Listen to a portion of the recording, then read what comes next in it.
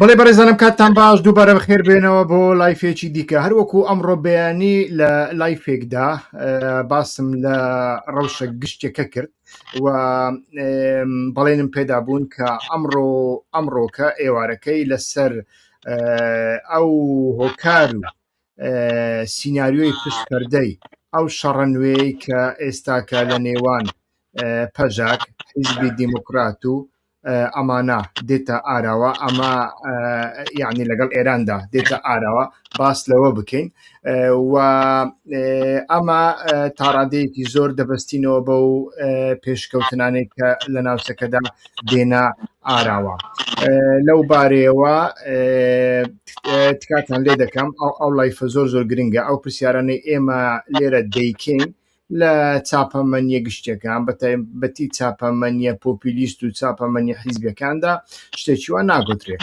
حساسیەتی حیزبی هەیە حساسیەتی کوردایەتی هەیە حساسیەتی ناوچەیی هەیە حساسیەتی ئێران هەیە حساسیەتی ئیسرائیل و ئەمریکاش هەیە ئەوانە هەر هەمووی لەبەر چاو دەگرن بەڵام ئێمە مەسئولیەتێکی وامان لەسەر شان نییە بۆیە ئەو لایفە گرنگی پێ بدەن بڵاوی بکەنەوە شێر بکەن و لە بۆ دۆست و هاوڕێیانتان بنێرن زۆر باش دەوێت ئەمڕۆکە ئەو بابەتە لەگەڵ چێ تاوتوێ دەکەن وەکو زۆربەی جاران لەگەڵ شارەزایەک و ڕۆژنامە نووسێکی بەتوانە کاک بڵێسا ئیسماعیل حەقی قسە دەکەن کاک بڵێسا بەخێر بێەوە دووبارە ئەم کاتت باش ئەم کاتی تۆش باش کاکی وە ئەم کاتەی ئەوانەش باش کە ئێستا ئێمە بینوانی دواتری ژەمان بینەوە بەڵێ هاوڕێیان هەوڵمدا کاک بلێسە ئەگەر من قسەم کرد دەبێ میکرۆفۆنەکە دابخەیت چونکە ئاستی ئەوەی تۆ تۆزێک وابزانم نزمە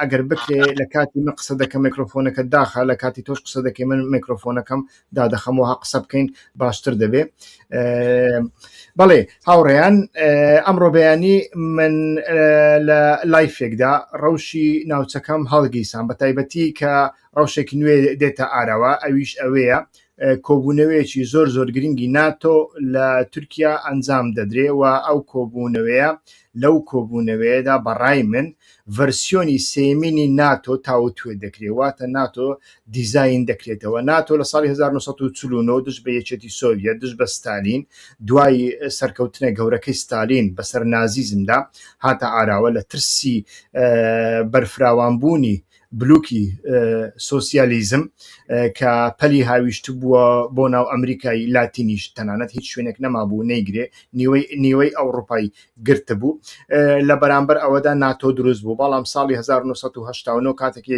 یەکێتی سۆڤیەت هەڵوەشایەوە پرسیاری ئەوە هاتە ئاراوە ئایا ناتۆ پێویستە یان نا بێگومان ناتۆ لەو سەردەمانەدا گروپێکی هەبوو بە ناوی گروپی گلادیۆ کە پێیان دەگوترا چەتەکانی ناتۆش ئەوە زیاتر لە لیتراتوری چەپخوازەکان لە لیتراتۆری کۆمۆنیستەکاندا باز دەگوترا چەتەکانی ناتۆ بە گروپی گلادیۆ دەوترا لە ساڵی 1970 کاتێک یەکێتی سۆڤیەت هەڵوەشایەوە پرسیاری ئەوە هاتە ئارەوە ئەو گروپە چەتەیە چۆن دەکرێت لە ژێرەوە لە خزمەتی ناتۆ دابێت کە ئەو گروپە چەتەیە کاری مافیایی دەکرد چەپەکان و سۆسیالیستەکان و کۆمۆنیستەکانی دەکوشتن زۆر جار هەڵدەستا بە ئەنجامدانی کودەتا و ئەم جۆرەش شتانە گروپێکی تەواو ناڵەگال یعنی نایاسایی لە کاتێکدا ناتۆ بانگەشەی یاسا بانگەشەی سەروەری یاسایی و دیموکراسی و لیبرالیزم و ئازادیەکانی دەکرد و گروپی گلادیۆ لە زۆربەی وڵاتان هەڵوەشێنرایەوە تەنانەت لە وڵاتێکی وەکو ئیتالیاش هەڵوەشێنرایە بەڵام هەتاوەکو ئێستا کە باس لە مافیای ئیتالی دەکرێت مافیای ئیتالی بە پێی بەشێک لە چاودێران سەرچاوی خۆی لە گروپی گلادیۆ وەردەگرێت کە هەتاوەکو ئێستاش ماوە بەڵام تورکیا هەڵی نەوەشاندەوە ئەو گروپە لە ناو تورکیادا مایەوە ئێستا کە بەگشتی کۆبوونەوەیەکی وا لە تورکیا ساز دەکرێت کۆبوونەوەی ناتۆ واتە ڤەرسیۆنی سێم چییە ئێمە بینیمان کاک بڵێسا کاتێک ڤلادیمیر پوتین و دۆناڵد ترامپ لە ئەلەکسا هەری دوایی کۆبوونەوە دەنگ زۆر خراپە نووزەی هەیە دەنگ زۆر خراپە نووزە هەیە هەوڵەدەم چاچی بکەم بەڕێزان هەوڵەدەم چاچی بکەم و ڕنگ بێ لە لای منەوە بێ نازانم هەرچەندە من ئیشارەتی دەنگ سووتاندن لای خۆم نابینم بەڵام هەوڵەدەم چاکی بکەم بەڵێ هەروەکو باسمان کرد کە ڤەرسیۆنی سێمینی ناتۆ ساز دەکرێت لە ناوچەکەدا و ڤەرسیۆنی سێمینی ناتۆ پەیوەندی بۆەوە هەیە کاتێک ترامپ و پوتین لە ئەلەکسا یەکتریان بینی بەڕای من ترامپ داوای دەکرد کە پوتین لە خۆی لە چاینا دوور بخاتەوە و لە بەرامبەر ئەوەدا لە ئۆکرانیادا هەندێک دەستکەوتی پێ بدرێ و کێشەکانی ئۆکرانیا شەڕی ئۆکرانیا و رووسیا چارەسەر بکرێ بەڵام ئەمە لە دوو لایەنەوە نەبوو لەلایەک رووسیا و چین سوور بوون لەسەر پەیمانی استراتیژی و ئەو پەیمانانیان فراوانتر کردن هەتاوەکو ڕۆژی ئەمڕۆ هیچ نیشانەیەک نییە کە ئەمانە لە یەکتریدا بڕێن لەلایەکی دیکە بەریتانیا و وڵاتانی ئەوروپا و بەشێک لە گروپی ناتۆ ئامادە نەبوون ئەم شەڕە لەگەڵ ئۆکرانیا ڕابگرن هەر لە بۆ هەندێک ئێستاکە دەبینێت ئەو ترامپی هەتا دوێنێ جوێنی بە ئەوروپا دەدان جوێنی بە ناتۆدا دەیگوت پلنگێکە لە کارتۆن سازکراوە ئێستاکە دەیەوێ بەخۆی بچێ بەشداری لەو کۆبوونەیە بکە بەڵام پاساوێکی دۆزیەوە گوتی لە بەرخاتری ئەردۆغان دەچم بەشداری لەو کۆبوونەوە دەکەم کاک بلێسا و لە هەمان کاتدا وتی دیاریەکم پێەیە بۆ ئەردۆغان دیاریەکە چینیە نازانانی بەڵام ئێمە دەزانین کۆمپانیایەکی سەربازی دەوڵەتی تورکیای کڕیوە ئەمەیان یەک و لە هەمان کاتدا پێشتر تۆماس باراک چەند خاڵێکی باز دەکردن کە ئەردۆغان کێشەی مەشروعیەتی هەیە ئێمە دەتوانین مەشروعیەتی پێ بدەین لە بەرامبەر ئەوەدا ئەردۆغان لەگەڵ ئێمە کار دەکەم یعنی مەبەستم ئەوەیە کاک بلێسە ئێستا کە ئەو ترامپی کە دوێنی بە ئەوروپا دەدا دوێنی بە ناتۆ دەدا ئێستاکە خەریکە لەگەڵ ناتۆ لەگەڵ ئەوروپا یەک دەگرێتەوە لە تورکیا ئەو یەکەتیە ساز دەبێ ڤەرسیۆنێکی نوێ ناتۆ ساز دەکرێتەوە بەڵام لە بەرامبەر رووسیا بۆ لەبەر ئەوەی رووسیا بەڕاستی چۆک نادا نایەتە ناو سەرخەتی ئەمریکا و ناتۆ لە بەرامبەر چاینەدا لەو بینەدا دەبینین ئەردۆغان کۆمەڵێک دەستکەوتی لەدەستدایە ئۆتۆماتیک یعنی کۆبوونەوەکە لەوێ ساز دەکرێت و بەردەوام ترامپ پەسنی ئەردۆغان دەدا ترامپ لە بەلاش پەسنی هیچ کەس نادا لە بەلاش ئیلا دەبێت شتێک هەبێ لێرەدا بەڕای من ئەو شتەوە ڕنگ بێ ئەم شتە پەیوەندی بە چەند بابەتێکەوە بێ کە ئەردۆغان لە بەرامبەر رووسیا بەکاربێن ڕژێمی ئەردۆغان بەکاربێن 20 ساڵ بەر لە ئێستاش MI6 کاتی ئۆکرانی ئامادە دەکرد بۆ جەنگە دەیویست لەگەڵ ئەردۆغان بیکە بەڵام پوتین بەما هەستە بەما کۆمەڵێک هەستا کۆمەڵێک یانی یاریەکەی تۆزێک خراپ کرد ئەفرینی پێدا S400 پێدا سنترومێکی نوکلەری لە ئاقۆینلو کردەوە بەخۆت دەزانی و ڕێژەی بازرگانیەکانی پێشخست بەڵام لەو 3 مانگە لەو 4 مانگەی دواییدا ڕێژەی بازرگانی زۆر کەم بووە بە پێی گونەڵتۆڵ بەڕێوەبەری سنتەری ئاشتی لە نیویۆرک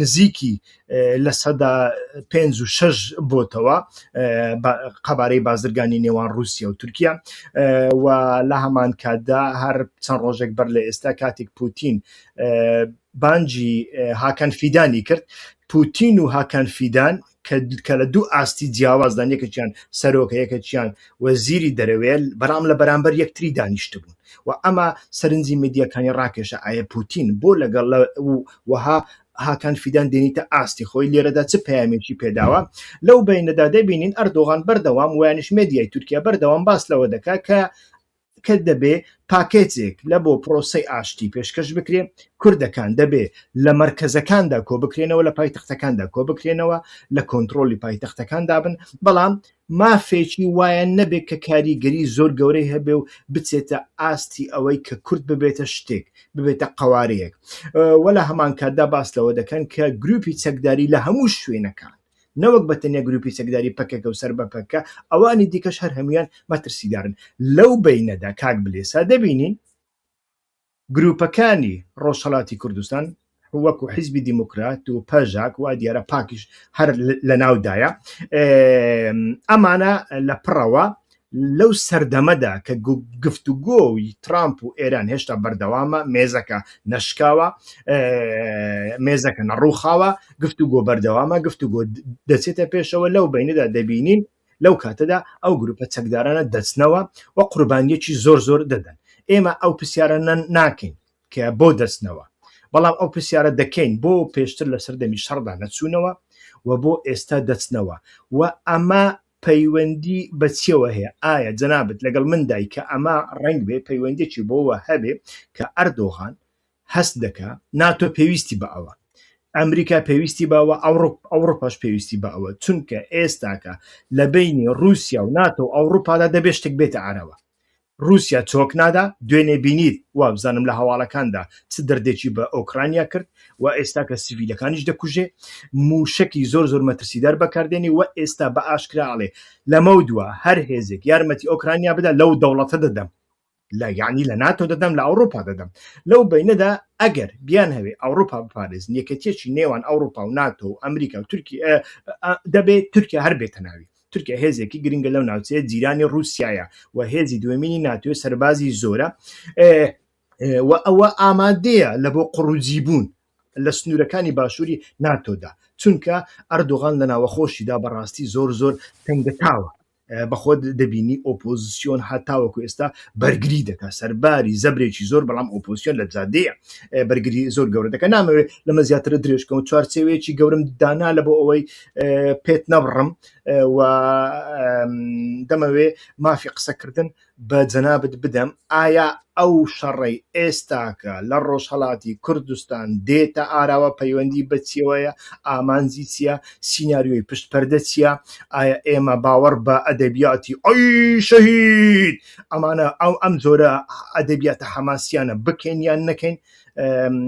و دەمەوێ بەر لەوەی مایکەکە بدەم بە جەنابەت، سەرخۆشی خۆم لەو هەموو قوربانیانە بکەم، بەڵام ئێمە لە تەحلیلدا ئێمە حیساب بۆ هەست و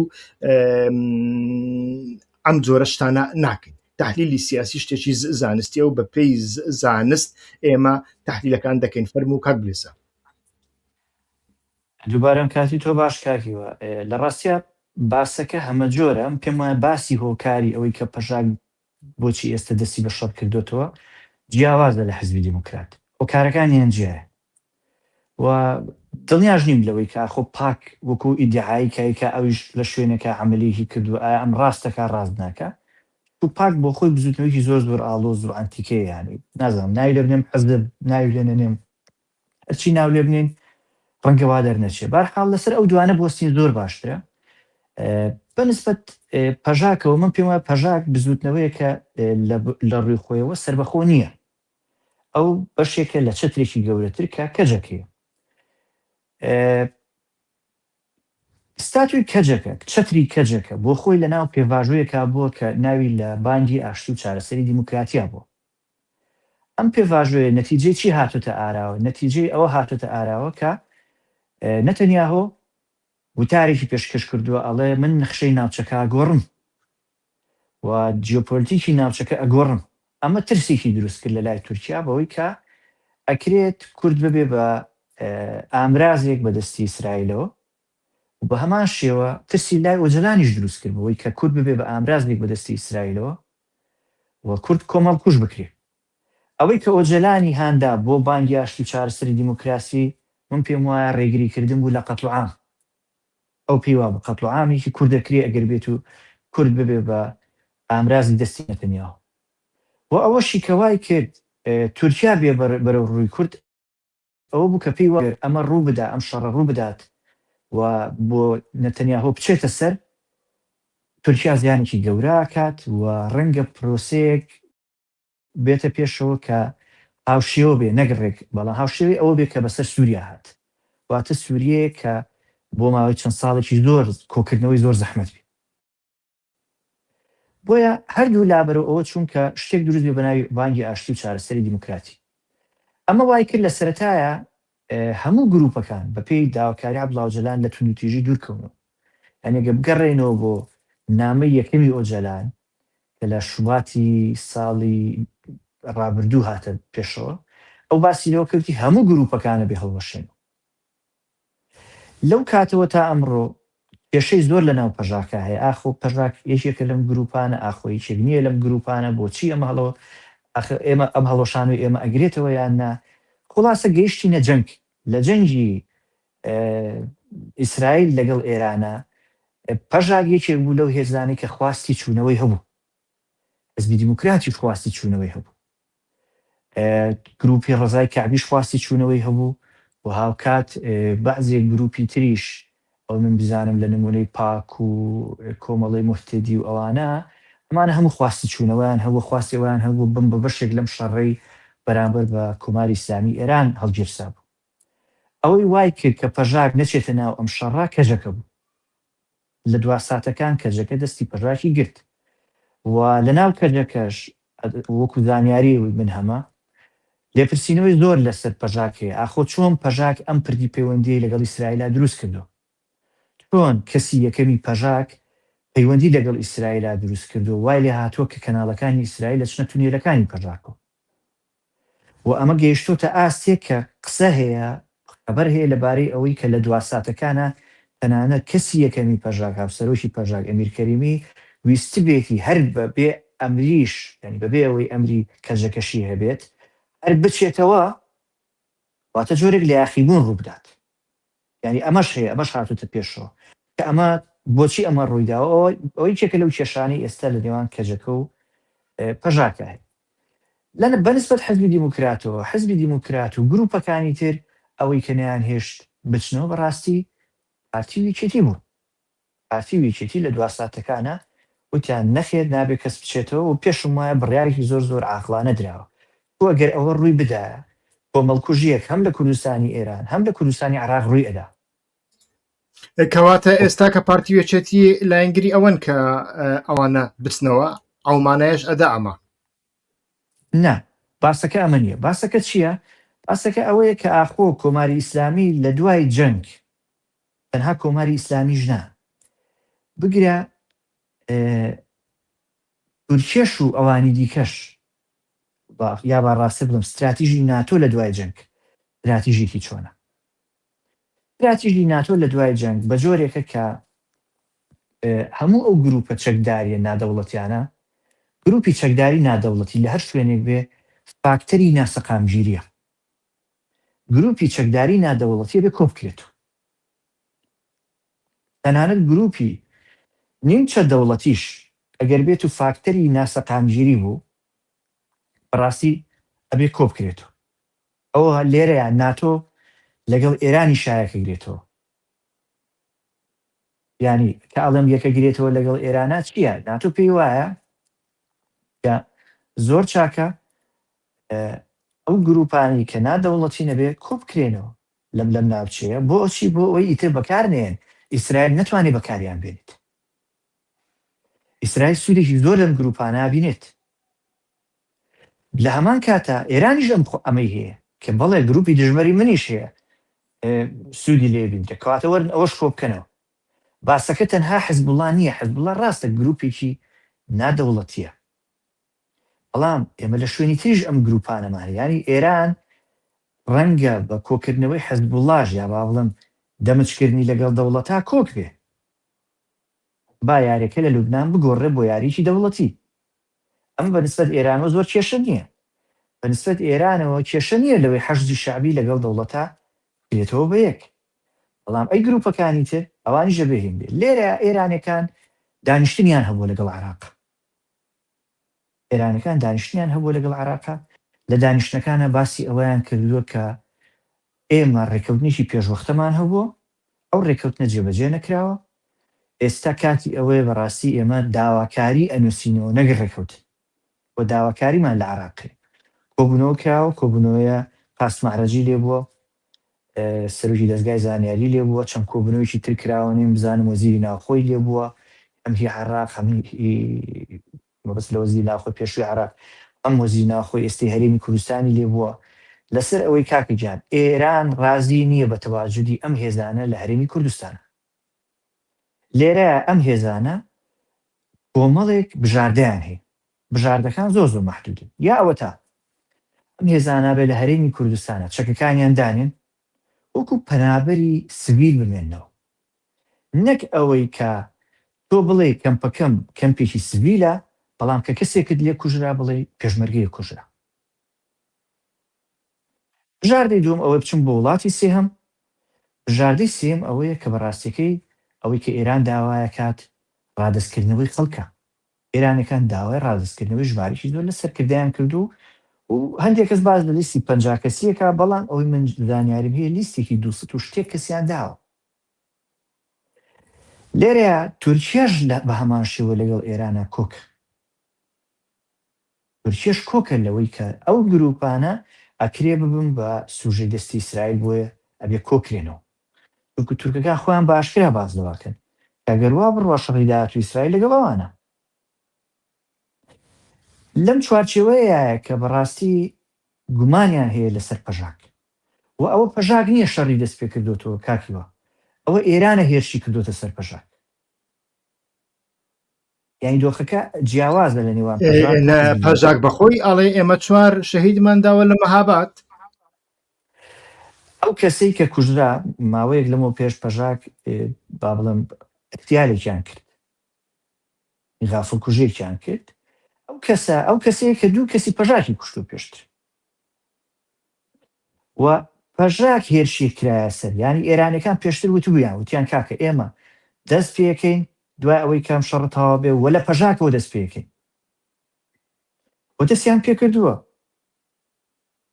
و پەژاک لێرەیە ئەوەی کە خۆیان پێڵن مافی بەرگری ڕەوامان بەکارن لەوە ڕاستەکەن، بەڵام کێشەکە ئەوەیە کە هەم ئەوەی کە ئێران دەستی بەم شەڕە کردووە نەتیجەی ئەو غەڵەتی پێشووی ئەوانە، ئەمە ئێستاش ئەم بەرگریان پێ ناکرێت.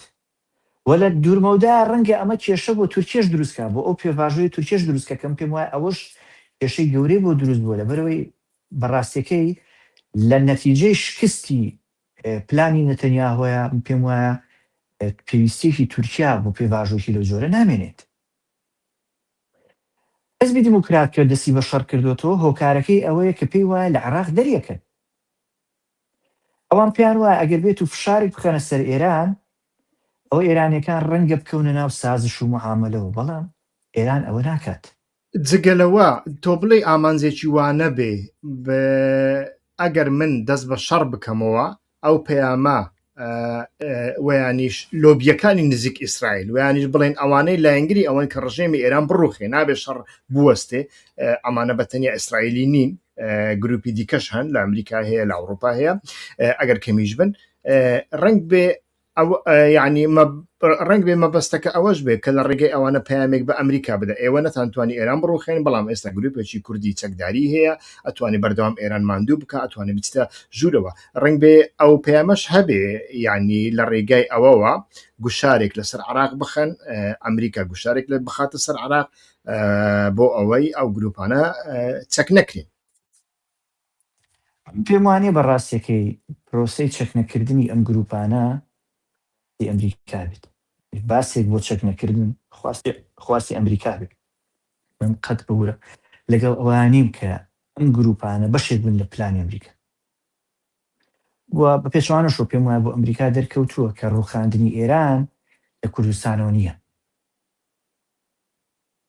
یعنی هەتا بۆ ئیسرائیلیش دەرکەوتووە کە ئەوەی ئێران نتوانێت بڕوخێنێ ئەوە کوردستان نییە، ئەو کوردستانی ئێران نییە بتوانێت ئارام بکەوێنێت. ڕەنگە کێشەی بۆ دروستکە، بەڵام ئەوە ناتوانێت بکرێت. و تەنانەت ئەگەر کێشەش دروستکرێت ئێستا کاتی و کێشە دروستکردن نییە، لە کاتێکە کە ناوخۆی ماڵی ئێران لە هەموو کاتێک زیاتری یەکگرترە. ئێستا کە ئامادەکاری کۆکردنەوەی بەلایەنی کەم 2 ملیۆن کەس دەکەن لە بۆ ناشتنی خامینەیی. ئێستا کە بە پێی زانیاریەکانی من 4,000 نانەواخانەی مۆبایل لە تاران دەگەڕێن، نان و خواردن ئامادە دەکەن و ئەمە بەشێکی لە نەجەف و کەربەلا دەکرێت، بەشێکی ڕنگ بێ لە لوبنان بکرێت. ئەوە ئەمە گاڵتەجاری نییە. لەو ڕێگایەدا ئێران دەیەوێت مەشروعیەتی خۆی قازانج بکاتەوە، ئەمەشکەن هەیە. ئانی کاکیوە مەسەلەن کاتێک کە ستالین بۆ ستالین کارکتەری ستالین لە لای بەشێک لە ڕووسەکان خۆشەویست نەبوو، بەڵام کاتێک کە ستالین مردووە لە سلێمانیش تازی بۆ ژیراوە. کارکتەرێکی ئیدۆلۆژیک گرنگی خۆی هەیە. خامنەی کارکتەرێکی ئیدۆلۆژیکە، کەسێکە کە تایبەتمەندی خۆی هەیە، گرنگی خۆی هەیە. پێم وایە ئەسەنیشێکە لەو کەسانی کە بەکانی خۆی جێبەجێ کردوانی دایمەنەوە دێ من سیاسی نیم، من شۆڕژگێرم. ڕاستی شۆڕژگێر بوو، کە شۆڕژگێر بوو بەمانای وشە. ئەنی شۆڕژ ئەو شتە جوانە نییە کە ئێمە لی تێگەشتن پێمان وا بێت کەسێ لە بەرژەوەندی ئێمە بێ شۆڕژگێر، ڕوانە کەسەکە لە ڕووی بیر و باوەڕی خۆی و شۆڕژگێر بوو. باغدزینی شۆڕژگێریە کاکە، باغشکاندنی شۆڕژگێریە کاکە. ئێتێنەسە وای لێ هاتووە بەڕاستی بەداخەوە. بۆیە من پێم وایە خامنەی لایەنگری زۆر زۆرە، تەنانەت لە ناو ئێران لایەنگری لە ڕادە بەدرە. ڕاستیەکەیە کە ئێمە جۆمان لێ نەبووە. کێشەکە ئەوەیە هەر لە دەستپێکردنی شۆڕشی ئیسلامی ئێرانەوە ئێمە ڕیوایەتەکەمان ڕیوایەتێکی معارزانەیە ئەیخوێنینەوە کە جۆمان لێ بووە تا ئەمڕۆ. ئێمە تەنها جۆمان لە دژبەرانی کۆماری ئیسلامی گرتووە بزانین شۆڕشی ئیسلامی ئێران چۆن دەستی پێکردووە. بەڵام لە ڕاستیە ئێران ئێستا چۆنیێت، بەڵام لە ڕاستیەکە ئەوانیە. یعنی شۆڕشی ئیسلامی ئێران لە بناغی خۆیان شۆڕشێکی پۆستمۆدێرن بووە و ئیسلامیەکان ڕۆڵی گەوریان تێگێڕاوە، ملیۆنان کەس چوون، کەسانی وەکو میشێل فۆکۆ لە جادەکانی تارانە هاواریان کردووە. ئێستش خامنەی لە ئێرانە ڕۆڵێکی گەورەی گێڕاوە و خۆشەویستێکی تایبەت هەیە لە ناو خەڵکی ئێرانە بۆ خامنەی. ئەمە ڕەنگە بەشێکی کورد لەگەڵی نەبێت، بەشێکی هەمووینا ڕەنگە بەشێکی بەلوچ لەگەڵی نەبێت، بەڵام ئەوانی تر لە ناو ئێرانە لەگەڵین. و جەنگ لەم کۆتاییە جەنگی ئەمریکا و ئیسرائیل دژوە ئێران، دوانەی مقاومە شەهید مەزهەب، یان سیانەی مقاومە شەهید مەزهەبی لە ئێرانە گۆڕی بۆ چوارینەیە کە بریتێ لە مقاومە مەزهەب شەهید ئینجا میهەن وەتەن ئیمان هاتە پێشەوە. ئێرانەکان پێیان وایە کە مەترسی لەسەر وڵاتەکەیان هەیە. ئەوەی کە ترەمپی و شارستانی ئێرانە ڕوخێنم ئەم بۆ ئێرانیەکان ئاسان نییە. ئەوەیە وای کردووە گۆرانی بێژ لە لۆس ئەنجلۆسەوە چێتەوە بۆ تارانیشێ، لە سویدەوە چێتەوە بۆ تارانیشێ، لە هۆڵەنداوە چێتەوە. برادرانی کوردی ئێران ئەمە ئینکار دەکەن، ئەڵێن هیچ کەسێک نەچۆتەوە ئێران، ئەمانە ڕیفۆرم خوازەکانن، پێشتریش لە ئەنگری ئێران بوونە. منیش لە بەتایبەتی یعنی ئێمە ئاپلۆقەیەکی ڕاگەاندنی زۆر گەورەمان لەسرە. کاک بلێسا مەسەڵەن کاک بلێسە نمونەیەکت بۆ بێنمەوە. من بە ئەنقەز تاقیم کردووە کەناڵ کوردستان 24 ڕووداو، کەناڵ 8 و کەناڵەکانی دیکەی یەکێتی، NRT، KNN، ئەمانە بەشی زۆریان لە کەناڵێکی ئیماراتی هەیە بە ناوی عەرەبیە سکای نیوزە وابزانم. ئەمە تعقیب دەکەن و کۆپی دەکەن. بەڵام العەرەبیە سکای نیوز من بەخۆم سێ ڕەفیقی ئیسرائیلیم تێدا هەیە. نیوەی تەماشاکە ناوەکانیان کاڵۆرینە، نازانم چی ئەوانە هەر عەرەب نین ئەمانە کە لەوێ فێری عەرەبی کراون و بەشێکی زۆریان لە ئیسرائیل پەروەردە کراون.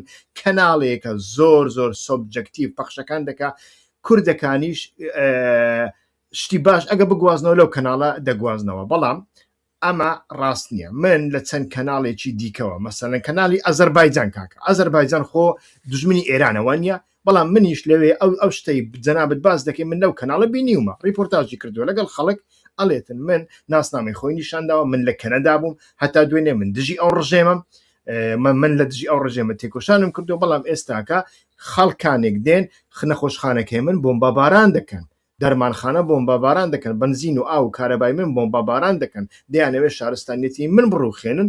ئەو پیاوەی کە دەیەوێت کەنەدا بکاتە ویلایەتێکی ئەمریکا، هەمان پیاو دەیەوێت شارستانیەتێکی من لەناو بۆیە بەڵێنم داوە بێمەوە ئێران. هێشتا لەناو کووردە گروپێک هەن ئەمە ئینکار دەکەن، ئەڵێن ئەمە ئەست و ئەساسی نییە، بۆ پێشەوە پێشمانکەوە ئەی کابرا.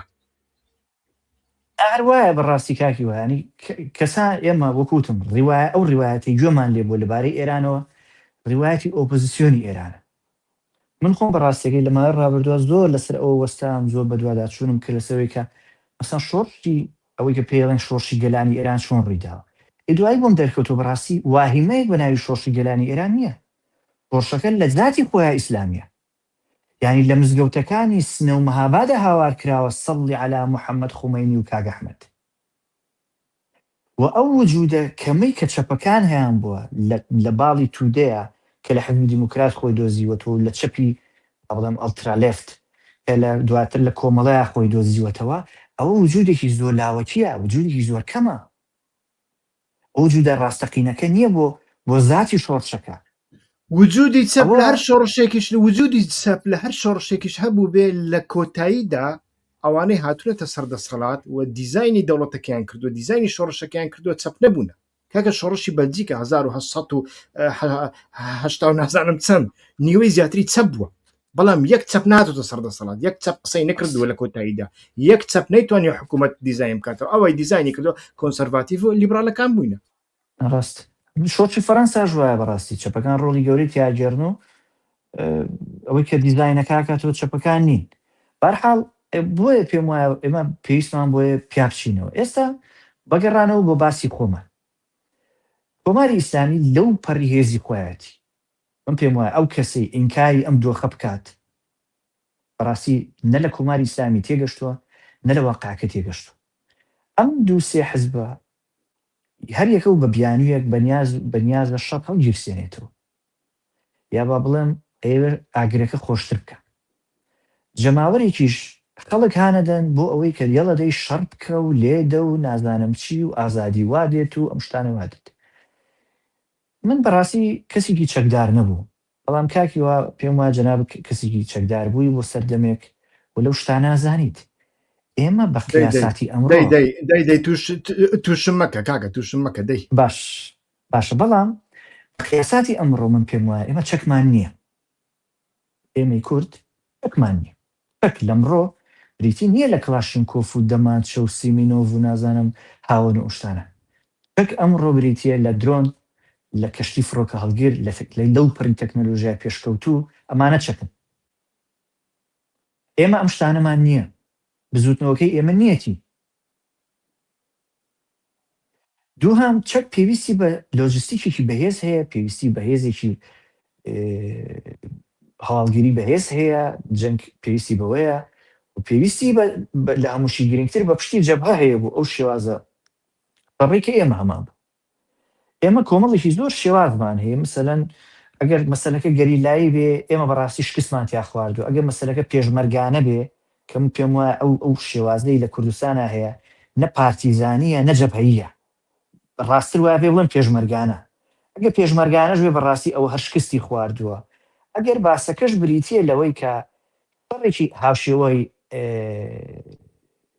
ئاڕێی بکەین ئەوەی کە لە ئێرلەندای باکوور کرا، ئەوەش ئێمە ئەزمونمانتیان نییە. هیچ بزوتنەوەیەکی ئێمە شەڕی هاوشێوەی ئیرای نەکردووە. شەڕی ئیرا من لەگەڵ ئەندامانی ئیرا قسەم کردووە، کاگە لەگەڵ دوو کەسیان قسەم کردووە کە لەو شەڕدا بەشداریان کردووە. یەکێکیان 7 ساڵ ئەندامی ئیرا بۆ قاچێکی لە دەست داوە. ئەو کەسە 8 زمانی زانیوە و 6 دیالێکتی زانیوە. ئەڵێ کاتێ ئەچوومە ناو ئینگلیزەکان، ناو بەریتانیەکان، ئەچوومە هەر دێهاتێک نەیان دەزانی من خەڵکی ئیران، وها لەهجەی خۆم دەگۆڕی، وها لەهجەی ئەڵێ کە ئەچوومە فەڕەنسا بە فەڕەنسیە قسەم دەکرد، هیچ فەڕەنسیێک هەستی نەدەکرد کە من فەڕەنسی نیم دەکەی. و ئەڵێ ئێمە پرسیاری پەروەردەم لێ کرد، لە گوتم ئێوە چ دەرسێکتان خوێن؟ دەیگوت ئێمە دەرسی فیزیامان دەخوین، کیمیامان دەخوین، میعماریمان دەخوین، استراتیژیمان دەخوین. هەر کەسێک لە ئێمە پسپۆری کیمیایە بوو، پسپۆری فیزیا بوو، پسپۆری میعماری بوو و لە هەمان کاتدا پسپۆرێکی استراتیژی بوو. هەر چالاکێک کە ئێمە دەکەین لە ڕووی استراتیژیەوە، ئێمە کارمان بە تەکتیک نییە، لە ڕووی استراتیژیەوە چ بە ئێمە دەدا، ئێمە بە تەنیا ئەو چالاکیانەمان دەکرد و یەک کەس بەخۆی هەم شەڕوان بوو هەم سەرکردە بوو و کللتور لەناو ئێمەدا ڕۆڵێکی زۆر زۆر گەورەیە بوو. کەسێک کە بێ کللتور بە نەیدەتوانی ببێتە ئەندامێکی ئیرە. ئەمە لە ناو هیچ حیزبێکی کوردیدا کە من بەخۆم ئەندامی ئەتوانم بڵێم بە قەناعەتەوە ئەتوان بڵێم پێشکەوتوترینیان بوومە، بەرپرسیارەتیم تێدا هەبووە و لەو بەشانەدا لە هەمویان بە پێگەڕاوم و لە هەمووشیان شەڕم کردووە. بەڕاستی من لەو ئاستەدا هیچ هەتاوەکو ئێستا هیچ کەسێکم لە ناو کوردەکاندا نەبینیوە. با ئێمە خۆمان فریو نەدەن. شەڕی ئیرا دابخە و قەپاتکە بە ئێمە ناگری کاک. نەکەواتە کاگیوە جەناب دەرگایکی زۆر باشت بۆ من کردەوە. ئێمە لە کوردستانی ئێرانە حزبەکانمان مەحدودن باشە بۆ نمونە حسێنی هێزدانپەنامان هەیە ئەو وەزعەکەی دیارە خەریکی تایکواندۆ و شتە لەو دەشت و دەرە نازانم ڤیدیۆکەیتان دیوەیان نا مەحزەلەیەکە بۆ خۆی. ئێمە کاک عەبدوڵای موحتەدیمان بینیوە گەورەترین دەستکەوتی ئەوەیە کە ئەڵێ فارسیەکەم باش، یعنی ئەندامانی کۆمەڵا کە شانازی بە کاک عەبدوڵاوەکەن ئەڵێن فارسیەکەی باشە و لەهجەی نییە، مەحزەلەیەوە. ئێمە پەژاکمان هەیە کە ئەوە وەزعەکەیەتی، ئێمە حەزبی دیموکراتمان هەیە کە بەڕاستی پێم وایە ئەوەی کە مقابلەکەی کاک مستەفای هیجری کۆتایی دی بێ وەزعی دیارە. ئەمانە شەڕ لە بەرامبەر چیەکەن؟ بەرامبەر بە ئێرانێکەکەن کە کوژراوەکەی لاریجانیە، لاریجانی کتێب لەسەری مانوەکان تنووسی، کە مفاوەزەکەی عەباس عەراقچیە ئەو کەسەی سیاسەتی ئەندازیاری سیاسەتی دەرەوەکەیەتی جەواد زەریفە، ئەو کەسەی کە نازانم سەرۆکی وەفدی مفاوزێتی و سەرۆکی پەرلەمانەکەیەتی، یعنی ئەم نازانم تاکە بولبول و پەروانە ناخرێنە ناو یەک تایتەرازوو لەوە گەڕێ ئایا بولبولم پەروانن، بەڵام ئەم دوانە لە یەک تایتەرازووە جێگیان نابێتەوە. بلێسە من دوێنێ لەگەڵ سەرکردەیەکی حزبی دیموکرات قسەم کرد، توانین بە تەلەفۆن بە تەنیا ئەو پرسیارەی لێ بکەم، بەڵام وعدی لێوەرگرتم کە لە بۆ دەنگەکەی بڵاو نەکەمەوە لە بۆ ڕیپۆرتاژ و شتیوانیە، بەس ویستم بەس دەمەوێت لێت تێ بگەم ئامانستان لەو شەڕە چییە؟ سێ جارم دووبارە کردەوە، ئەزانی چی پێوتم؟ وتی باشە ئاخر کاکە ئێمە چی بکەین؟ بە تەنیا جوابەکەی ئەوە بوو ئێمە چی بکەین، یعنی لە ناو کووردا مەسەلەیەکی هەیەڵێ شەڕ لە بێ ئیشی باشترە. بەڵێ کاکیوە لەبەر ئەوەی ئەم بزوتنەوە وەکو پێم وتی بزوتنەوەکە فشارێکی لەسرە حزبی دیموکراتیستە حاڵی حاضر بەم بڵێم بۆچی شەڕی دەست پێ کرد. حزبی دیموکرات فشاری ئێرانی لەسرە ئەزانێ چارەنووسەکەی لەم بژاردانی بەردەستی زیاتر نییە، چارەنووسێکی زۆر خراپ و خەمهێنەرە، زائیدەن فشاری ناوخۆی لەسرە ناوخۆی ڕێخستنەکانی خۆی، بەوەی ئێمە بۆ لە شەڕی 39 ڕۆژەیە جوڵەمان نەکردووە، ئێستا ئێوێ بە هیچ سازی بەڕاستی مە تایبەتمەندیی زۆر خراپی بزوتنەوەی کوردیە، بەوەی کە تۆ شەهید سازی بکەیت خەڵک بە کوشتن بدەی بۆی بڵێ ها هەم خەڵکی نەبێدەم بن، هەر کەسی شفتەی کرد ئەمە خاین و خۆفرۆش و پیاوی قەرارگایە و پیاوی فڵان و فسار، ئێوە بە شەهید سازی دەمی خەڵکی ببەستێ. حزبی دیموکرات ئەمەیە کێشەکەی وە پەژاکیش بۆ کوتم باسەکەی ڕۆشنە، پەژاک خەریکە بە ڕاستیەکەی لە ژێر دەستی کەرجەکەیتە دەرەوە، سەرکردەیەکی پەژاک پێش ئێستا لە بۆ وابزانام لە بۆ CNN بوو ئەگەر هەڵە نەبم، وتی پەیوەندیمان لەگەڵ CIA زۆر خۆشە، و دوای ئەوە دوڕان قاڵقان هاتە سەر تەلەڤیزیۆن گوتی پەیوەندیمان لەگەڵ CIA سفرە. و ئێستاکە ئێمە دەبینین ئەو سەرکردەیە پەژەک نقەی لێوە نایە، کەسێکی دیکەیان داناوە بە ناوی گوتەبێژی پەژاک، کوڕێکی زۆر باشە، هەرچەندە من بە شخصی نایناسم بەڵام زۆر کەس بە باسی دەکەن کوڕێکی باشە، واتە گوتەبێژی پەژاکە کە بە فارسی پێی دەڵێن سخنگوو. ئێستاکە ئەو بەڕێز سخنگویە تەماشا دەکەین دەیەوێ ئەو هەڵەیە ڕاست بکاتەوە لە ڕووی تیۆری، بەڵام ئەمە لە پراکتی لە پراکتیکە باسەکە تیۆریک نییە، باسەکە ئەوەیە کە پەژاک وەکو باڵێکی پێکاکە خەریکە کۆمەڵێک کارەکات کە ئەم کارانە لە ناو پێکاکە تابووە، لە خەتە سوورەکان سەروترە، سەلەی CIA سەلەی پەیوەندی لەگەڵ ئیسرائیلە هێڵ دروستکردن لەگەڵ ئەمانە تابوون، لەو بزوتنەوە تابوون، کاتێک هەیە لە ناو پەژاکە ئەمە ئەکات پێم وایە ئەمە بەڵام کەژەکە ناحەقینیە کاکە ئەمن زانیاری لە جیرفانی مندایە، ئەمن دەزانم نەک لەگەڵ مەزلوم عەبدی، لەگەڵ گەورەترین سەرکردەی پەکەکە، گەورەترین سەرکردەی سەربازی پەکەکە ئیسرائیلەکان چەندین جار لە حەسەکە و لە قامیشل و لە دێرک دانیشتونە، شوێنەکەش پێ دەزانم، گەڕەکەش پێ دەزانم، تەرجمانەکانی شێبوونە دەزانم، چەند سەعات قسەیان کردو ئەوەش دەزانم، یعنی چەند جار لەگەڵ ئیسرائیل قسە کراوە، دانیشتن کراوە، پەیوەندی کراوە، ئیسرائیل چەندین وعدی داوە، گوتیتی وعد دەدەین ڕێگا نادەین، نەوەکو ئەحمەد شەرع بەڵکو تورکیاش بێتە ژوورەوە. ئەگەر تورکیا فیشەکێکی تەقاند ئێمە F-35 بۆ دەنێرین، بەڵام لەسەر لە 5 جانیوەریدا لە حەلب چی ڕوویدا هەمومان هاتە هەمومان بینیمان ئیسرائیلیش هیچی نەکرد، چونکە ئیسرائیل پێشتر لەگەڵ ئەحمەد شەرع ڕێککەوت بوو و لە پاریس ڕێککەوت بوو، هاکەن فیدانیش لەوێ بوو. یعنی کەزەکە لەوەدا هیچ ناحەقی نییە، ئەمە ناحەقیق نبینیم. باسەکە تەنها کەجەکە نییە کاکیوە، باسەکە تەنها کەجەکە نییە. من پێم وایە پەیوەندی ئەمریکا لەگەڵ کووردا پەیوەندیکی استراتیژیک نییە. پەیوەندی ئەمریکا لەگەڵ کووردا پەیوەندیەکی کاتیە، پێوەستە بە دۆخی ئێرانەوە، پێوەستە بە دۆخێکەوە کە بە ڕێژەیەکی درێژتر پەیوەستە بە ئەلتەرناتیڤ سازیکی شۆ بۆ ئەوەی کە گیرفانێکی دۆمت هەبێت لە کاتێکا کە تورکیا گیری کرد. ئەمە هەموو ئەوەیە کە هیچی بە ناوی هەرێمی کوردستان دروست کرد. تۆ ئەمڕۆگە بڕۆی تەماشا بکەی ڕابەرانی هەرێمی کوردستان کاتێک کاچن بۆ بە خاکسپاردنی یا بڵێ ماڵاوایکردن لە عەلی خامنەئی، ئەو شێوازە هەڵس و کەوت و قسە و مامەڵەی ئەوانی کەن خۆ لە خۆڕایی نییە. ئەوان نەزانن کە پەیوەندی هەرێمی کوردستانیش لەگەڵ ئەمریکا استراتیژیک نییە. ئەزانن بۆ نمونە ئەگەر ئێران کۆماری، من ناخۆشە قسانەیەکی، بەڵام واقعەکە ئەوەیە، ئەمڕۆ کۆماری ئیسلامی ئێران بڕوخێت، بنکەی ئاسمانی ئەمریکا بۆ لە هەولێر بێ، بۆ لە حەریر بێ، بۆ لە سلێمانی بێ، بۆ لە کەرکووک و لە قائیم بێ، بۆ نمونە لە تەورێز نەبێ، بۆ نمونە لە مەشهد نەبێ، بۆ نمونە لە شمالی ئێران نەبێت. یعنی ئەوەیە کە ئێستا بنکەی ئاسمانی ئەمریکا هێناوە بۆ هەولێر و سلێمانی و کەرکووک و نازان کوێ.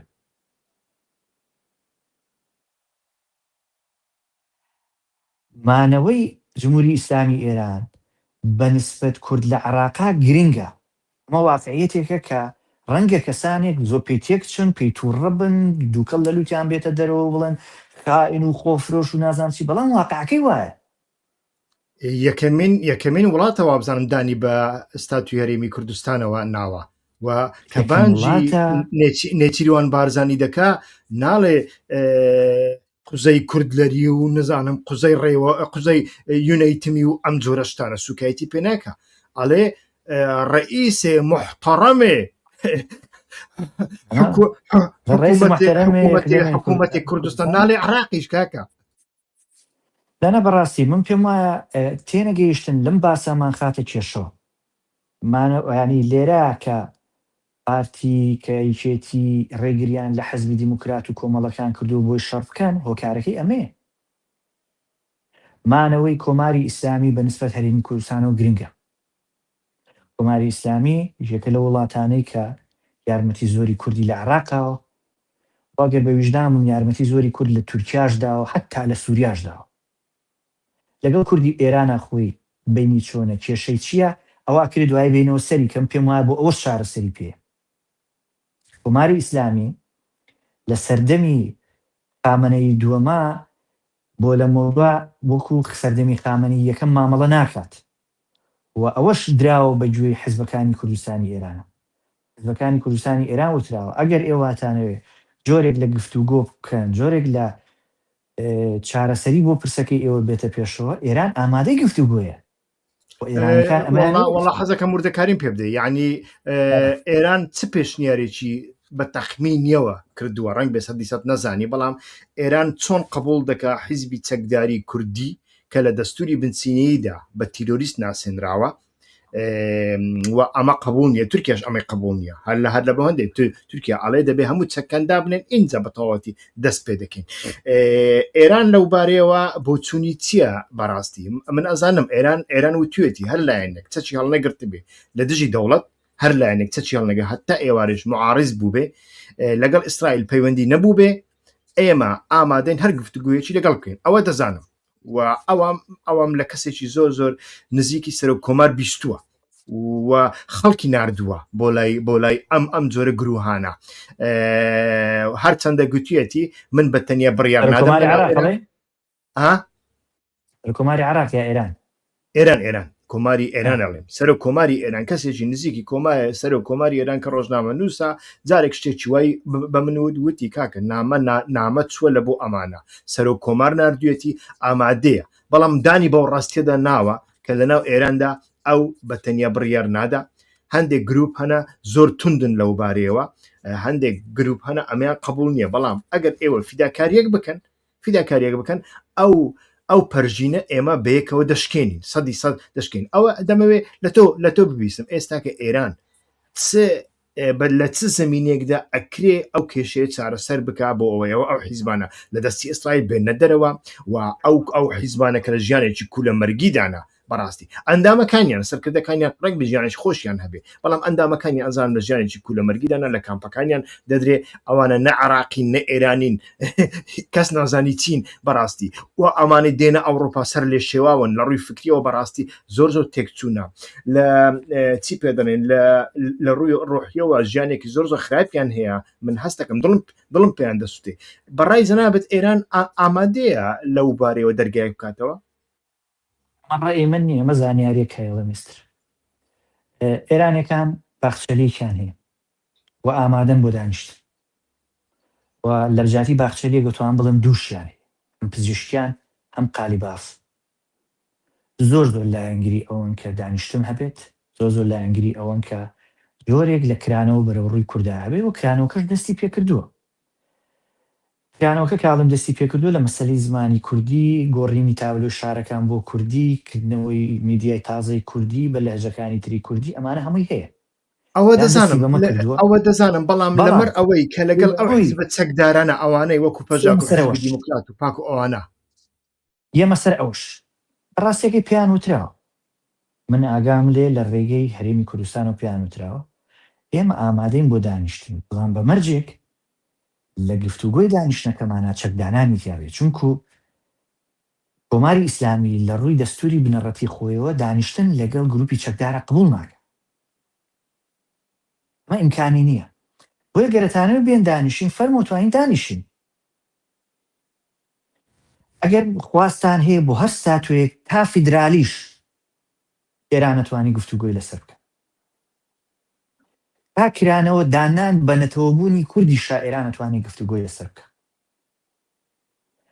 یەکەم جاران قسەیاکە ئێرانەکان ئامادەن بۆ ئەوەی فەرەنگستانی زمانی کوردی بکەنەوە فەرەنگستان لە ئێرانە واتە ئەکادیمیای زمان بەنابن لە بەلجیکای دوو ئەکادیمیای زمان هەیە ئەوەندەی بزانم لە بەلجیکا یەکیان فرانکۆفۆنیە ئەوی تریان هیفلامیە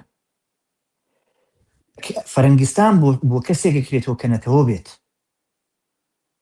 بۆ ئیتنیک ناکرێتەوە وتوانە تەنانەت ئامادەین فەرەنگستانی زمانی کوردیش بکەینەوە وەک چۆن فەرەنگستانی زمانی فارسیمان هەیە ئەم بزوتنەوەی کوردستانی ئێرانە لەژێر کاریگەری وتاری تەخوین و وتاری لێنینیزمان وتاری لێنینیزم بەوەی کە پێی وایە هەر شتێک بەرەو ڕیفۆرم بڕوات خیانەت و سازشە و وتارێکیش کەم پێم وایە ئەلەمانە حەزبی دیموکرات ڕۆڵێکی زۆر خراپە جێڕن لە ڕێگەی گۆڤاری تیشکەوە کە جۆرێک لە ناسیۆنالیزمی پۆستمۆدێرنی هێناوەتە پێشەوە جۆرێک لە تەسەوری دروست کردو هەر کەسێک کە دانیشتن بکە دابنیشێت گفتوگۆ بکە ئەو کەسە خائینە خۆفرۆشە سازشکارە پێویستە لێگرێت و جەماعەتی تیشکش من بەشێکی زۆریان دەناسم پارە لە حکوومەتی هەرێمی کوردستان وەردەگرن داوای هاوکاریان لێ دەکەن حکوومەتی هەرێمی کوردستان بەخۆ ڕیفۆرم خوازە کاکە کەواتە ئەتۆ باوەڕت بە ڕیفۆرم نییە ڕیفۆرم بە خێنەت دەزانی بۆ داوای پارە لە نێچیرەوە بازانی دەکەی من لەوە تێناگەم بەڕاستی ئەینەک ئەوە کابرا چوە بۆ مەکسیک دانیشتووە خۆ تۆ لە مەکسیک نەبووی بە زاپاتە لە مەکسیک مامۆستای زانکۆی تۆ دێت دژی ریفۆرمە لە ئێران کابرا لە بەریتانیا دانیشتووە خۆ بەریتانیا بە شۆڕژ نەگەشتووە بە ئێرە دێ دژی ریفۆرمە لە ئێرانە ئەڵێ هەچ کەسێ بڕوا دانیشێتینە لە ڕاستی ئەمە کێشەکە بە ڕاستی وەکوتم لە لێنینیزمەوە دێ بەشێکی و بەشێکی لەم ناسیۆنالیزمەی گۆڤاری تیشکەوە دێ کە پێی وایە هەر کەسێک دابنیشێ لەگەڵ ئێرانە ئەمە خۆفرۆش و خائینە و پێویستە لی بدەین و پێویستە وەکو جاشێک مامەڵی لەگەڵ بکەین و هاواری لەگەڵا بکەی بڵێ ئەی جاشی حرامزادە ڕەنجی کوردت بەبادا ئەمە یەکێکە لەو هۆکارانەی کەم حزبانە والیەکە ئامادە نەبن بۆ دانیشت. هۆکاری دووەم بریتیە لەوەی کە ناسەن حیزبەکان لە ڕووی گوتاری ناوخۆی خۆیان و خەریکە شکت دەخۆن. جەماوەر و سۆشیال میدیا و ئەوانە دەستی بەسەرا گرتووە ئەوەی کە پێوترین مەکتەبی سیاسی و شتیوە ئەو کاریگەری جارانی نییە. یعنی تۆ قەت بۆ نمونە لە بزوتنەوەیکی وەکو پێکاکایە نابینی تەلەڤیزیۆنێکی وەکو ستێک کاریگەری لە بەڵێم باڵ عەباس زیاتر بێت. قەت ستێک تیڤی کاریگەری لە جەمیل بایک زیاتر نییە. ئەم کورد کاناڵ کاریگەری لە کاک مستەفای هیچ زیاترە. ئەژموونی کورد کاناڵ ڕۆژنامەنووسێکی کورد کاناڵ لە کاک مستەفای هیچ زیاترە. ئەژموونی ئەدمینی پەیجەکەی حزبی دیموکرات لە کاک خالیدی عەزیزی زیاترە. ئەژموونی نازانم ئەو کەسەی کە ئاڵانژی عەبدوڵای مرتێدیە لە کاک عەبدوڵا خۆی زیاترە. ئەمە وای کردووە کە ئەم کەسانە ڕێگر بن لە بەردەمی هەر جۆرە گفتوگۆیەکە. ئەگەر نا بەڕاستی هەرێمی کوردستان پێی وتون توتی لە ئێرانە لە جیاتی باخچەلیەک دوانیش دەستەکەوێت. قالیباف پزیشکیان باستی ئەویان هەیە کە بەڕاستی ئەم کێشەی بەلایەکە بگات. و من پێم وایە ئەگەر بەلایەکیشان نەگات چارەنووسی ئەو حیزبانە زۆر خراپە بن. خراپە بن بۆچی؟ لەبەرەوەی وەکوتم هەموو فاکتەرێکی نائستقراری، هەموو فاکتەرێکی نائارامی مەحکومە بە منەمان. ئێمە لە سەردەمێکان کە سەردەمی شەڕی سارد نییە. معادلەکانی سەردەمی شەڕی سارد دەبێ هەڵگێڕێتەوە. لە شەڕی ساردا ئێمە پێویستمان بە فاکتەری نائستقرار هەبوو. ئەمە شەڕێکی ترە. پیاوازە. هەرحاڵ ئەمەیە کە ئەوەیە، یعنی وەکوتم ئێران بوتوێتی کاکە هاتنەوەتان قبوڵ دەکەم، ئامادەم بۆ لێخۆشبوونی گشتی، لێبوردنی گشتی. تەنانەت ئامادەم بۆ ئەو کەسێک کە نەژیێتەوە با بڕۆ بە وڵاتی سێهەم. گفتوگۆ لەسەر خاڵەکان ناکەین. ئەوەی ئێوە بێ لێرە چالاکی مەدەنی و سیاسی خۆی بکا بەخێر بێت، کێشەم نییە لەوەیە. لە ڕووی زمان و کللتور و ئەوانە چیەکەن بیکەن، ئامادەم بۆ دانانی فەرنگستانیش بۆتان، ئەکادمیایەکی زمانی کوردی و بە جۆرێک گۆڕانکاری بکەم کە کورد وەکو نەتەوە دانی پیا بنرێ، وەکو میلەت نەک وەکو ئەقوام، وەکو قەوم لە ئێرانە. ئەمانە ڕازنینی ئاسەکە ئەوەیە، ینی ئەژموونی ئەم گروپانە لەو ئاستایە کاڵم گروپ بەسن لە گروپەکانی فشاری ناو ئەحزاب. ئاسەکە ئەمەیە. بۆی بەڕاستی ئەم فشارانەیە کە وای کردو حزبی دیموکرات شەڕ دەست پێ بکاتەوە، پەژاکیش بەڕاستی وەکوتم ئەو باسەی کە ئێران هێرشی بۆ کردووە، هێرشێکێ لەلایەن ئێرانەوە بۆ سەر پەژاک. ئێران ئەڵێ کاکە گیان ئیتر هەر گروپێک کە بکرێ ئیسرائیل بەکاری بێنێ من هێرشێکە مەسەر. پێشتر پەژاک ئەمەی کردووە وەک چۆن دیموکراتوانش کردوێت خۆی شەگا سەر دیموکراتیش بە درۆن و بەچی وچی. زائیدەن بەشێک لە پەژاک جۆرێک لە دیدگایەکی هەیە کە پێی وایە مادام ئێمە وەتە ئەوەی ئاگادارم ئەمە خواستی ناو کەجەکەش نییە، مادام ئێمە وتارەکەمان لە سووریا بە جۆرێک لە جۆرەکان شکستی هێنا، فەرموون با ئێران بکەین بە گۆڕەپانیشتر. بۆ ئەوەی ڕایگشتی ڕازی بکەن، یعنی ئەو گلەی و شکایەتانەی کە لە پەکەکە و بزوتنەوەی ئۆجرانی دەکرێت لە شکستەکانی هەر لە شەڕی خەندەقەوە هەتا شەڕی زاپ و ئاڤاشین و ئەمانە هەتا وەکو ڕۆژئاوا و حەلەب و سەرێکانیە و عەفرین و ڕەقە و دێرە زۆریشی کراسەریانی بۆ داپۆشینی ئەوەیە؟ بەڵێ بەڵێ ئەوەیە کاکیوە لە کاتێکە ئەمڕۆ هەر هێزێکی کوردی لە پارتی وێچێتی و پەکەکەەوە بگرە بۆ نازانم حزبی کۆمونیستی کوردستان، ئێستا ئەبوو کاروان وەزانم سکرتێری کۆمیتە مەرکەزیەکەی، ئێوێتە شەڕەوە لەگەڵ هەر دەوڵەتێکا دۆڕاوە. کورد ئەبێ لەوە تێبگا شەڕی عاملی دەوڵەتی پێناکەیتر. تێنەگەشتنەوە ئێمە بەرەو چارەنووسێکی خراپە بات.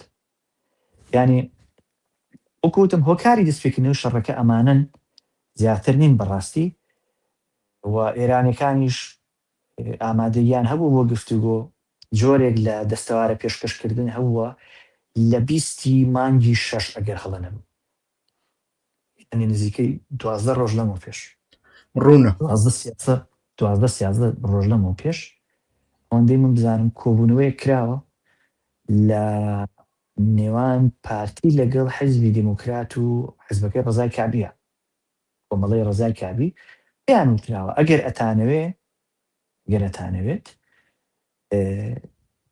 پێت بکەونە گفتوگۆ لەگەڵ ئێرانە. بە ئاشکرا ئەو قسەیان پێوترا. من وەکو خۆم پێم وانی یەکێتیش ئەوەی نەکردبێ.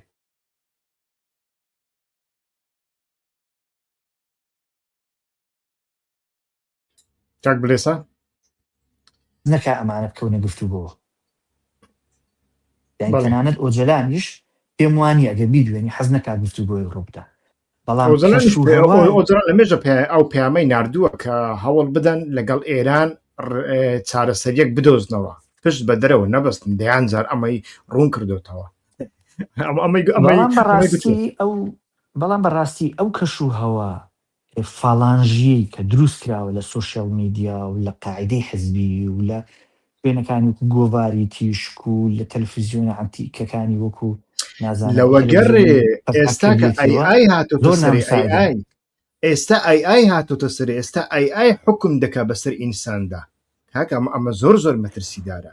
مرۆڤەکان لە سایەی ئایدا بیر دەکەنەوە. ئەمە زۆر زۆر زۆر زۆر مەترسیدارە، عەقلی کوشتووە کە هەرچێکت بوێ لە ڕێگەی ئای ئەتوانی ئەوەی بکەیت. مەسەلەن بزوتنەوەی نەژاد پەرستی بەریتانی ئێستاکە لە ڕێگای ئای چی دەکا و چۆن شت دروستەکە فلیم دروستەکە دێگەی لەسەر هیندی و بەنگلادێشی و نازانم چیوچی و دەرخواردی کۆمەڵگای ڕاستڕەوی نەژاد پەرستی دەدا و هەمووی باوەڕی پێ دەکەن. ئەوە لە حاڵەتێک دەکە ئەوە فلیمە دروست کراوە. چۆن ئێستاکە من ئەتوانم لە ڕێگای ئای خۆشتین گۆرانیت بۆ دروستکەم. ئەو هیوایە دەنگ ناخۆشە یەک گۆرانیت بۆ بڵێ کە هیچ گۆرانی بێژێک لە دنیادا ئەو دەنگەی نەبووە.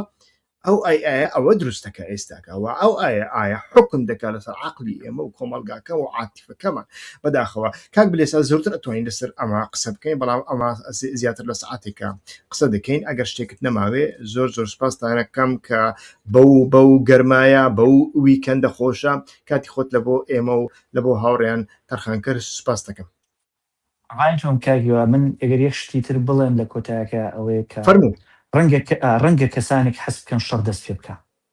ڕەنگە کەسانێک ئێستش گەرم و گوڕی 60 و 70کان لە دنیانابێ و لە سەردەمی من پێشمەرگەی کوردستانم و تۆ نەمردووی نامروی و مردن لە ئاستا کۆی لێ و ئەم قسانە مابێتنەوە. بەڵام بەڕاستی مەسەلەی کورد لە ئێرانە، لە عێراقا، لە تورکیا، لە سووریا بە خەباتی چەکداری حەل نابێت. مەسەلەی کورد لەو وڵاتانێ بە گفتوگۆ لەگەڵ وڵاتەکە خۆی حەلەبێت. بە گفتوگۆ بە کولتور بە بەرزکردنەوەی ئاستی کولتوری کۆمەلگا و تاکەکانت. کۆمەلگاش کولتوریش ساز و ئەی ڕەقیب و ئەوشتانە نییە. مەبەستم ئەوە نییە. کولتور شتێکی زۆر زۆر گەورەترە. ئێمە لە ڕێگەی کولتور ئێستاکە ئاگدار بە پاشینیان لە ئەرمەنیا خەریکی ئەوە دەکات. نازانم گوتارەکانی من نووسینەکانی پاشینیان هەر هەمووی لە ڕێگای ئای تەرجمە دەکەمەوە، هەر هەمووی تعقیب دەکەم.